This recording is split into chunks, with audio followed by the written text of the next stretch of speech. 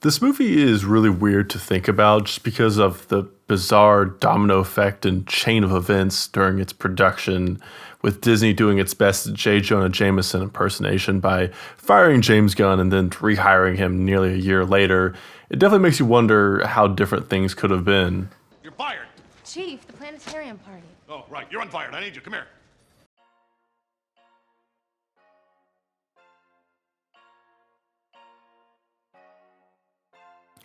Hello everyone. I am Dr. Rorschach. Thank you so much for watching. Today we are going to be talking about Guardians of the Galaxy Volume 3. Guardians of the Galaxy Volume 3 is the third installment of the Guardians trilogy, all of which were directed and written by James Gunn. Coming off of the recent Guardians of the Galaxy holiday special, which I felt like I was the only person who didn't really like that special, and also the average to low quality of recent MCU movies, I honestly expected Guardians of the Galaxy 3 to be bad or just underwhelming. But after seeing this movie, I can say that not only is this a really good movie, but it's also the best Guardians of the Galaxy movie. Right away, you're going to notice that this movie looks so good visually, and they actually have really good CGI here, and they put money into the special effects. It feels like the CGI machine has been broken for 3 years over there at Marvel Studios, and they had to go unplug it and plug it back in. But thankfully, the CGI machine is working again, people. The most noteworthy thing about this movie is just how much it contrasts the first two Guardians movies by exploring more darker character backstories and even providing more mature emotional storytelling with some of the Guardians. But the real star of this movie is definitely Rocket Raccoon, and this movie is very much his own movie, and all of the story and characters are primarily revolving around him. As we explore Rocket's backstory, the movie definitely takes us to some dark and even disturbing places. I'm not going to say too much on it, but there are scenes like when Buzz and Woody are in Sid's room and they find those experimented toys, but turned up to 11 here. It's definitely hard to watch at moments and goes into some darker areas, but I'm really glad that this movie decided to go in that direction here. My favorite part of the Guardians movies is its fun cast of characters, and they're just as fun here. We have all of the original Guardians who are just as great as ever, but we also have some newcomers like Cosmo the Space Dog and Adam Warlock. I really enjoyed Will Poulter as Adam Warlock. I do wish he was in the movie a bit more, but I enjoyed him in every scene he was in on screen, and I really do want him to return as his character. Poulter is honestly one of the most underrated actors working today. Adam Warlock's mom, who was in the second Guardians of the Galaxy movie, is also back here, and she continues to give me the most confusing, okay, hear me out fellas, thoughts I have ever had in a superhero movie, and it confuses me so much.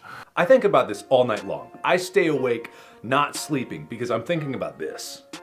The thing that impressed me the most with Guardians 3 is just the way that it finds to really nicely wrap up this trilogy and also give a closing arc to most of the main characters, which is really impressive that it's accomplished this, considering almost all of the other MCU thirds just don't have that kind of closure there for the characters.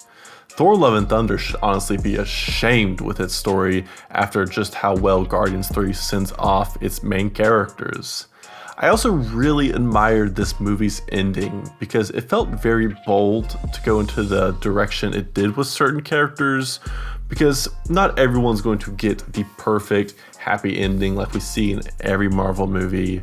There are bittersweet moments here that are more emotional than any of the recent MCU endings, and I'm really glad that Gunn was bold enough to go in that direction. Transitioning briefly to the negative side, and there weren't many things that I did dislike about this movie. However, the one big flaw in this movie that keeps it from being perfect is the villain is kind of forgettable here.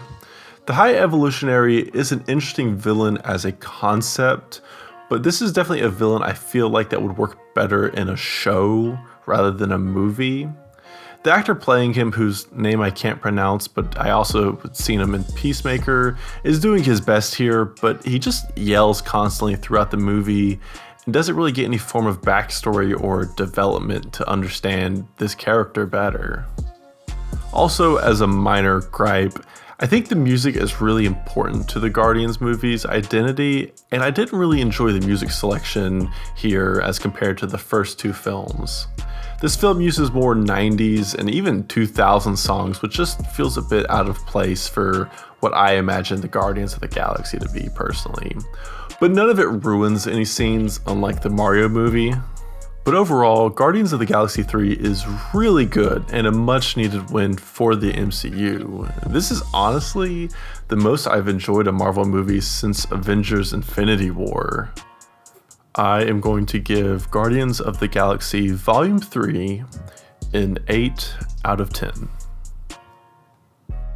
So that is Guardians of the Galaxy 3.